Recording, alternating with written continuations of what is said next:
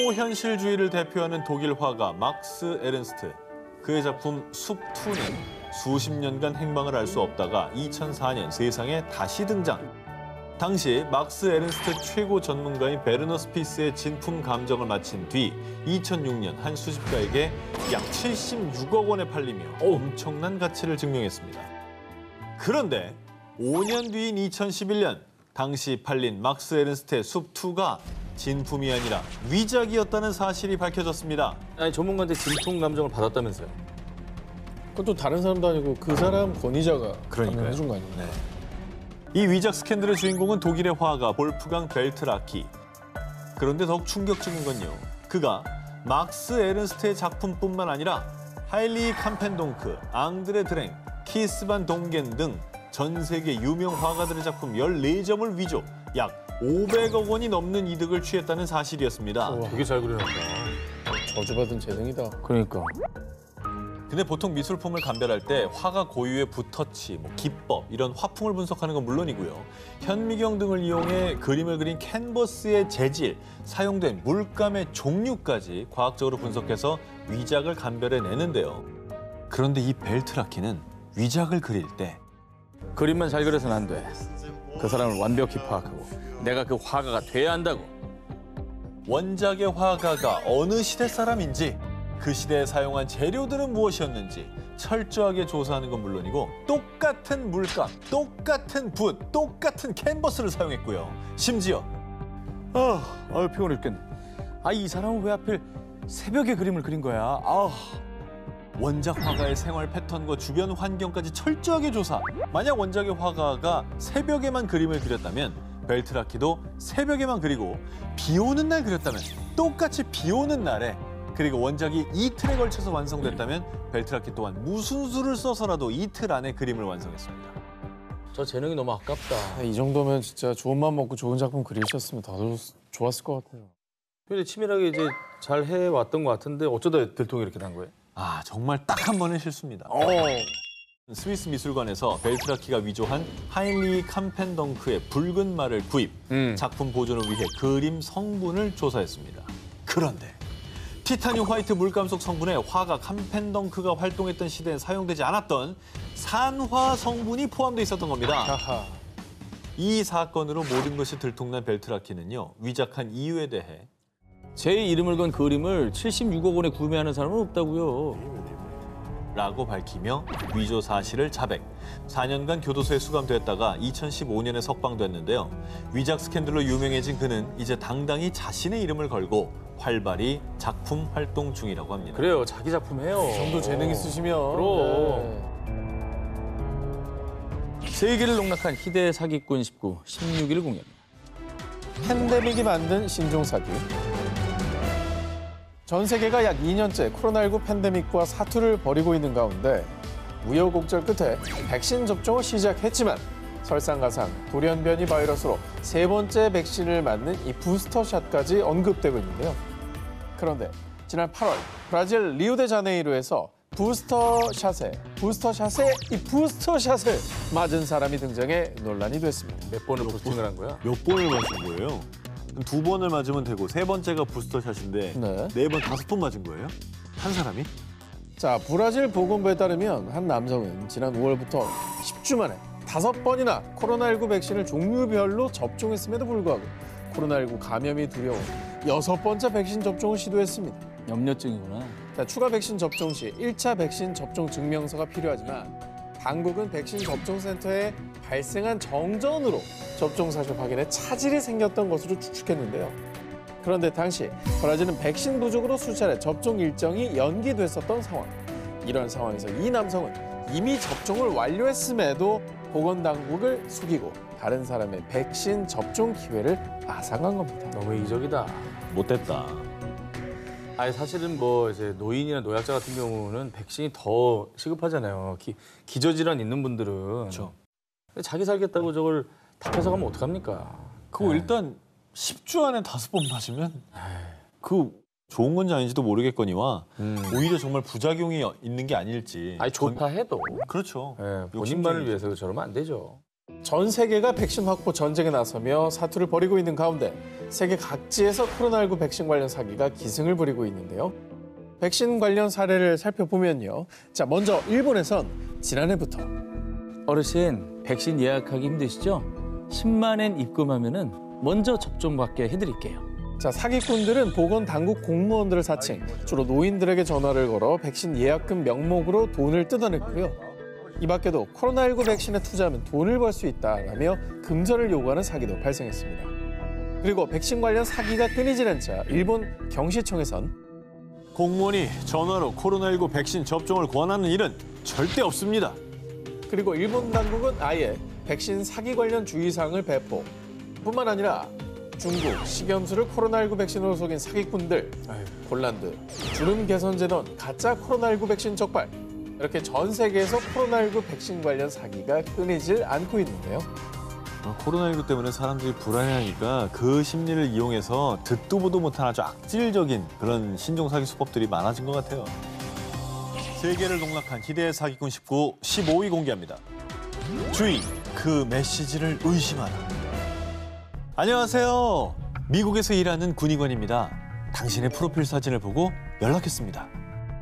요즘 SNS를 통해서 외국인들에게 이런 메시지 받은 분들 있을 겁니다.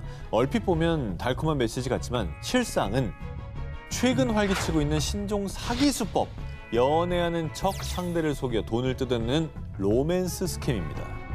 아니, 그러니까 이게 좀 어이가 없는 게 이게 속나? 이걸? 이게 너무 되게 많이 취하니까. 아니, 저는 그리고 이런 사람이 왜 나한테 말을 걸어? 난 이 생각밖에 안 들던데. 이거에 대해서 저는 더 충격적인 거는 네. 그 다른 사람들이 저한테 제보를 하는 건데 제 사진을 긁어간 계정들이 자기한테 말을 시킨다고 그런 그게 먹히나? 그게 먹히나? 유럽 나 그게 진짜 황당한데? 바보 이거 좀 기분 나쁜데? 아니 그게 먹혀야 그걸 이게 개정하는 왜? 아니 제보 진짜 많이 해요. 그래서 제가 이걸 신고를 했더니 답이 더 황당했는데 규제를 못한대요. 어머, 내 사진을 쓴 것만으로는 사기 계정인지 내 팬 계정인지가 구분이 안 가기 때문에 그렇게 얘기를 하시면 돼. 나는 팬이 없다. 아 공무원 당신도 아시지 않냐? 나는 팬이 있는 게 말이 되냐? 심지어 나는 안티 팬도 없다. 지난해 초부터 올해 4월까지 경기 남부 지역에서만 로맨스 스캠 피해 사례가 무려 57건 발생. 그리고 피해 금액만 1,000만 원부터 많게는 4억 원에 이르기까지 어이없게도 생각보다 많은 사람들이 로맨스 스캠 사기에 피눈물을 흘렸습니다. 그렇다면 이 로맨스 스캠 사기꾼들이 어떻게 사람들을 속이느냐? 대표적인 유형을 소개해드리면 저는 시리아 파병 미군인데 작전 중 금괴를 발견했어요. 이거 당신한테 보낼 건데 운송비 좀 내줄래요? 러시아엔 당신 같은 남자 없어요. 당신과 살고 싶어요. 근데 한국을 가려면 비용이 필요해요. 근데 진짜 외로우면 혹하는 사람 있을 것 같아. 금괴를 왜 나한테 보내? 그러니까 이들이 처음부터 돈을 요구하진 않습니다. 사기꾼들은 외국인들로 구성된 조직입니다. 주로 파병, 군인, 사업가, 의사, 심지어 나사 직원까지 소위 엘리트 직업군을 사칭하고요. 또 피해자들의 외로운 심리를 이용해서 일상 사진을 보내면서 달콤한 말로 랜선 연애를 하고 또 결혼을 약속합니다. 그리고 자신을 연인으로 생각하는 피해자들에게 항공료, 통관 수수료, 택배 수출 비용 이런 온갖 이유를 대면서 돈을 뜯어냈는데요. 자, 이걸 좀 막아야 될 것 같아요. 예방 방법 없습니까? 경찰에 따르면 모르는 외국인이 SNS로 접근하는 것은 대부분 로맨스 스캠 목적이라며 낯선 외국인과의 인터넷 교제를 주의할 것, 인터넷상으로만 연락하는 사람에게 함부로 입금하지 말 것, 선물 발송을 빙자한 배송업체 사이트에 접속하지 말 것 등을 당부했습니다. 세계를 농락한 희대의 사기꾼 14위를 공개합니다. 현실판 Catch Me If You Can. 자, 두 기자님들 실제 희대 위조 지폐 사기꾼 이야기를 다룬 리오나르도 디캐프리오 주연의 영화 Catch Me If You Can 보셨죠? 너무 좋죠. 사실 그 신분을 계속 바꾸잖아요. 디카프리오가 사기를 치는데 아주 대단하죠. 사실 그 영화의 주인공이 오늘의 끝판은 아니죠. 사실은 자, 그런데 이번 특종은 영화 Catch Me If You Can의 버금가는 영화보다 더 영화 같은 사기와 변신의 귀재의 이야기입니다. 그 주인공은 바로 영어, 스페인어 등 7개 국어 이상을 구사하며 무려 100개 이상의 신원과 여권으로 전 세계를 돌아다니며 사기 행각을 벌인 콜롬비아 출신 국제 사기꾼 33세 후안 카를로스 구스만. 야, 100개의 신원이요? 멀쩡하게 생겨가지고 왜 그러냐. 내가 뭐가 있는지도 모르겠다. 근데 저 정도 사기꾼이면 다 기억할 것 같아요. 아, 그러려나? 네, 구스만은요 스펙만큼 전과도 화려합니다. 미국에서만 3번 추방당했고요. 2005년 영국에서는 감옥 수감 중 2개월 만에 탈옥. 이후 아일랜드에서 붙잡혔다가 프랑스로 추방되는 등 각국의 골칫거리로 당시 캐나다, 콜롬비아, 러시아, 일본, 멕시코 등 무려 7개 나라에서 수배 중인 국제 수배범이었습니다. 확실이구나. 아니 뭐라고 돌아다니길래 7개국에서 수배를 당해요? 자, 구스만은요 딱 하나. 세계 각국의 초호화 호텔만 노렸는데요. 최고급 호텔들의 숙박한 척하면서 스위트룸 손님들의 정보를 입수했고요. 그 손님 행세를 하면서 호텔 카페와 바를 수시로 드나들고 환전을 핑계로 리셉션 직원들에게 얼굴 도장을 찍었습니다. 그런 뒤 스위트룸 주인이 외출한 때를 틈타. Claro, yo solicito la llave, ellos me dan una llave original y ellos abren una caja fuerte. No forzona ni la puerta, ni la caja, ni la ventana, ni nada. ¿Cómo lo hacen? 자, 이런 수법으로 그가 훔친 돈만 무려 단어 약 16억 원에 달할 것으로 추정된다고 합니다. 저런 식으로만 16억 원을. 저게 돼요? 드러난 것만. 드러난 것만이지, 그러니까. 그냥 장기 투숙하는 되게 부유한 비즈니스맨인가 보다 하지 뭐 사실 뭐야 이렇게 의심을 안 하잖아요. 아니, 저러다가 실제 방주인하고 마주치면 그럼 어떻게 해요? 그러니까. 자, 구스만은 범죄 행각을 벌이다가 실제 방주인을 마주쳐도 당황하기는커녕 아, 일찍 오셨네요. 호텔 직원입니다. 룸 컨디션 체크 중이었어요. 뭐 필요한 거 없으시고요? 야, 무범하다. 사실 구스만의 사기 인생은 10대 때부터 시작됐는데요. 그 신고식도 화려했습니다. 자, 가난 때문에 가출한 구스만은 1993년 미국 마이애미 공항에서 거의 죽기 직전의 몰골로 비행기 랜딩 기어에서 발견되는데요. 뭐라고? 자신을 콜롬비아에서 온 14세 고아라고 호소, 언론의 주목을 받으며 많은 기부금을 받았습니다. 하지만 사실은 17세였고요. 부모님도 버젓이 살아있었다고 합니다. 도대체 목숨 걸고 저 랜딩기어에 숨어간 거 아니에요? 참 아니, 그렇게 보였다면 기부금 보낼 수 있죠. 있죠 당연히. 보낼 수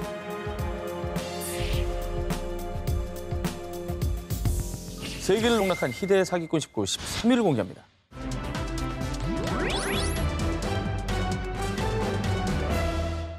(2017년 11월) 미국 필라델피아의 고속도로에서 한밤중 운전을 하다 길을 잃은 케이트 맥클루어. 그리고 하필이면 그때 자동차 연료마저 떨어지는 난감한 상황에 봉착합니다.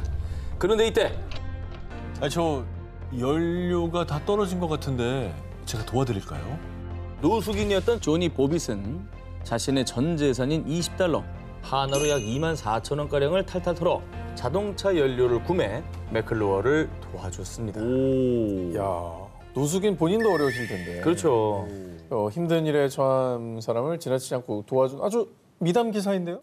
도움을 준 보빗에게 보답하고 싶었던 맥클루어는 남자친구와 함께 온라인 기부 사이트에 이 사연을 게시했고요. 이 마음이 따뜻해지는 훈훈한 사연에 무려 14,000여 명이 기부에 동참, 며칠 만에 약 4억 7천만 원의 기부금이 모였습니다. 우와. 그런데 말입니다. 그로부터 10개월이 지난 2018년 9월, 노숙인 보빗이 돌연 이 맥클루어와 그녀의 남자친구를 고소했다는 소식이 들려왔습니다. 아, 설마 보빗의 주장에 따르면 그 빌어먹을 커플이 저한텐 기부금을 한 푼도 안 주고 자기들끼리 다 써버렸다고요? 맥클로우와 남자친구가 약 4억 7천만 원의 기부금 중 약 3억 9천만 원을 가로채 고급 자동차를 구매, 전용기로 여행을 다니며 도박으로 돈을 탕진했다는 겁니다. 하지만 맥클로우와 남자친구는요. 기부금이 아니라 저희 돈으로 차 사고 여행을 갔던 거라고요. 그리고 약물 중독에 빠진 보빗이 약물을 끊고 일을 시작하면 기부금의 나머지를 줄 것이라고 주장했습니다. 아니, 자기들이 뭔데 줬다만. 그러니까. 자기들이 무슨 뭐 재활센터도 아니고 저걸 왜 자기들이 결정하죠? 아니 근데 둘 중에 하나 중에 누굴 믿어야 되는 겁니까 이거 지금? 아니, 이건 너무 명백한데 뭐. 저 사람 도와달라고 사연을 올리고 기부금을 받았으면 그건 다 줘야지. 자기가 왜 가져? 자, 그런데 수사 결과 드러난 충격적인 진실이 있습니다. 사실 맥클로어는 자동차의 연료가 떨어진 적이 없었습니다. 그리고 노숙인 보빗은 그녀를 도와준 척도 없었다는 것이죠. 사실 커플과 노숙인 보빗은 기부금을 모으기 한 달 전 도박장에서 처음 만났습니다. 아, 나 돈 필요한데 어디 돈 나올 데 없나? 저한테 아주 좋은 아이디어가 있는데 함께 하실래요? 콜? 큰 돈을 벌 궁리를 하던 세 사람은 기부금 자작극을 계획합니다. 한 팀이었어. 그러네. 자, 그렇게 거짓으로 사연을 작성해 기부금을 편취한 것이지요. 대단하다, 대단해. 차라리 저렇게 갈등을 빚었던 게 다행이네. 진실을 우리가 알게 됐잖아. 그렇지. 사람들의 어떤 선한 마음을 이용하는 게 너무 나빠.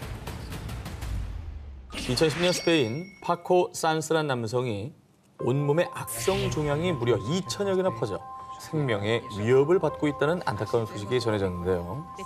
이에 스페인 유명 진행자인 호르헤 하비에르 바스케스와 스페인 유명 축구 선수인 알바로 네그레도 등 유명 인사를 포함한 수많은 사람들이 기부에 동참. 2010년부터 약 7년간 무려 약 3억 5,700만 원에 달하는 기부금이 산스에게 전달됐습니다. 종양이 어떻게 몸에 2천 개나 생길 수가 있죠. 그러니까요. 이거 뭐 응원하는 사람들이 있으니까 좀 잘 쾌유됐으면 좋겠습니다. 아, 근데 좀 불안합니다. 오늘 주제가 또 주제인 만큼 희대 사기꾼 중에 이분이 또 나왔다고 한다면 이거 가슴 아픈 일인데요. 기부금을 받은 지 7년 만인 2017년 3월 경찰에 체포된 파코 산스. 사실 산스의 몸에 퍼진 악성 종양은 생명에 큰 지장이 없는 양성 종양이었습니다. 하지만 병원에서는 이제 몇 개월밖에 남지 않았다고 하는데 정부에서는 아무런 조치를 취해주지 않네요. 어쩌죠? 산스는 시한부 행사를 하며 방송 출연, 자선 행사를 연 것도 모자라서요. 파코 산스 협회까지 개설, 치료법 연구에 필요한 자금을 모은다는 명목하에 기부금을 유도한 것입니다. 아휴, 자, 사람들이 속을 수밖에 없었던 이유가 있습니다. 미국에서는 선진 치료법이 있다는데 스페인에서는 치료법이 아직 마련돼 있지 않네요. 산스는 임상 실험을 핑계로 스페인 주재 미국 대사관의 협조를 받아 미국에 무려 11번을 방문, 치료하는 척 사기를 쳤습니다. 하지만 실상 모든 경비를 지원받아 미국 여행을 즐겼다고 합니다. 야, 저거 또 미국 대사관은 또 어떻게 속았냐? 중요한 건 결국 우리가 이제 알게 됐잖아요. 네. 이게 어떻게 해서 들통난 겁니까? 산스가 자신의 투병기를 담은 책을 출판한 적이 책도 있었습니다. 냈어? 왜 인쇄 받아야 되잖아요. 잠이 오나? 이게 안 돌아네. 자, 이때 책 편집자가 산스를 의심하기 시작합니다. 그렇게 2년 동안 차곡차곡 증거를 모아 이 산스를 경찰에 신고했고요. 그리고 산스가 기부자들을 조롱하는 미공개 영상이 함께 폭로되며 많은 사람의 공분을 샀습니다. Necesito no, pulso no. Necesito vuestro impulso, necesito vuestra visa. 이게 이제 연출 찍다가 막 자기끼리 노는 거구나. 와, 진짜 진짜 선한 마음을 지금 이렇게 이용하다니 진짜. 사람들의 선량한 마음을 악용해 기부금을 편취한 사기꾼들, 그 만행에 대한 대가를 단단히 치러야 할 겁니다.